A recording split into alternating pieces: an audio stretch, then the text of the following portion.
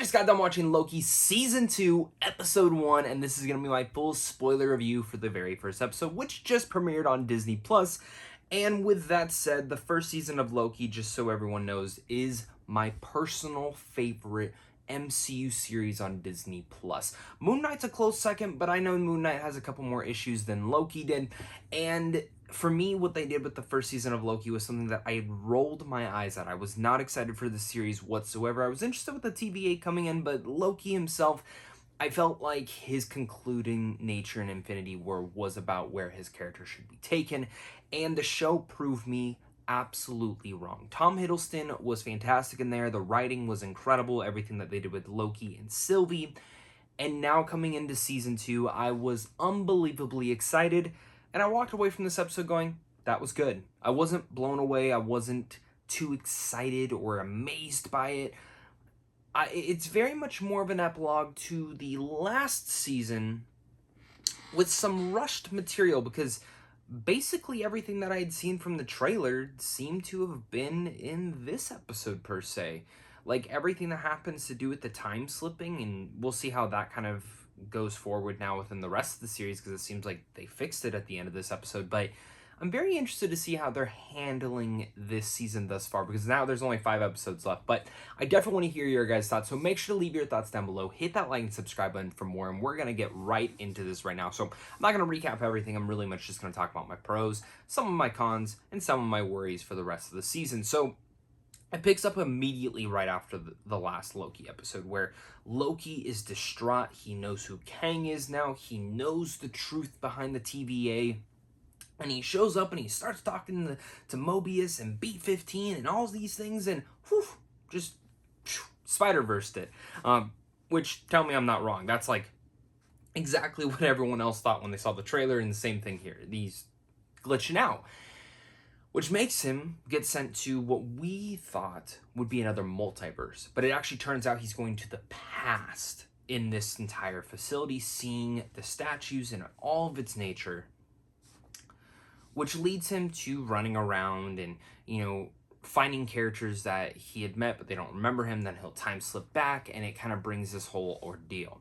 While this is going on with Loki, of course, Mobius and B-15 are trying to figure out and deal with certain things. They're in that one meeting with the other generals of the TVA. I don't really know what they're called, but as they're having this conversation about what is going on with everyone, this is what we need to do. There's this sense of urgency in the series that I do like, specifically coming off the back end of last week's episode and finding out that it's not like we have to reset and restart with these relationships. It was just the past thing. That helped my nerves, calmed me down a bit. I was very excited for that, because I was worried that that's what they were going to do, and that it would just be pretty much a retread and having to make sure these characters remember who Loki was and exactly what had happened, and that's not where they're going, so thank God. But this whole episode is basically a distraught Loki panicking with the time slip, but also nerve-wracking of what's going on. And when he time slips back into that entire facility in their meeting, and he takes the prune and just prunes the wall, and you see the Kang face and everything of that nature, it gave me goosebumps, to see how scared he is and how he's trying to explain to Mobius that this is what me and Sylvie did and all these things. And there's some great banter in this episode between, again, Owen Wilson and Tom Hiddleston. Their chemistry is just firing on all cylinders. The whole discussion of how me and Sylvie fought, but we tied, and Owen Wilson's like, "Are you sure you tied? I mean, she kicked you through a time door. Did you kick her through a time door?" All sorts of things like that. And he tries to say, "Well, Renslayer did this to me," and there's so many fun jokes to be had in there. There's so much fun humor, but it's knitted and weaved so perfectly throughout the show that it never feels like it's out of place, which is something that I really appreciate within this show.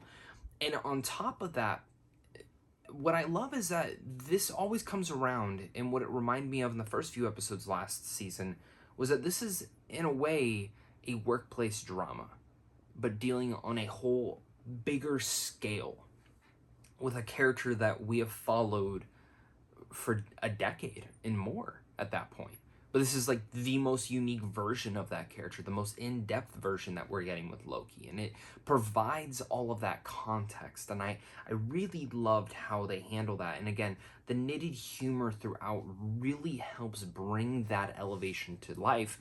And specifically when Ki Ha Kwan shows up as Obi.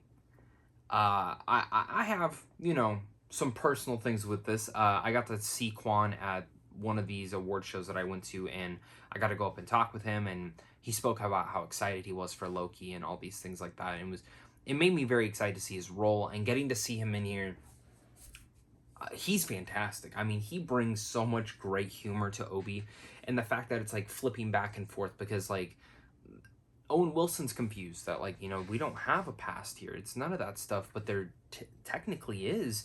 And seeing how Obi and Loki were working, and then, he sees the time slipping and how he kind of leaves the device. It's all these unique aspects of time. And I'll be honest, we'll talk about the time slipping in a second, or the concluding nature of it, but I love that entire thing. I love the banter. I love how Kwan just really showcases in here and really reflects inside of it. But it's his next thing of jumping on over when they do take that device and they go to the branching timeline. You see this like pipe, and it's like all these timelines are just trying to jam into it. And Loki disappears again, but this time he goes to the future, which kind of gives us a glimpse of what could be happening. And that is scary. And I'm curious to see where that takes place. And then he sees Sylvie, and it looks like an older version of Sylvie, and then he gets pruned, and then the whole thing of Owen Wilson in the suit, which that sequence was gorgeous, just to say the least. I love the cinematography, and they're very trippy, very unique. I like how it's aging away the suit. I like how the suit was getting completely beaten up, even with the whole entire pipe thing behind him.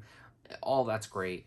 It builds up to the last second, and of course Loki gets pruned, takes him, gets whipped him in, and they both get thrown back into the TVA and survive, which was like the biggest thing in here. And then if you didn't stay after the credits, yes, Sylvie is back, and she's at McDonald's and wants to try everything, and just in general try everything in this world. So I'm very excited to see what they do with Sylvie. I'm very curious. I wonder if episode 2 will mostly be about Sophia's character, just how like episode 1 we got very much just like a dedicated like Loki, let's figure out where he's at. Are we going to get a dedicated episode where we just focus on Sylvie? Because the show's called Loki, and technically they are both the same person. So those are going to be interesting things.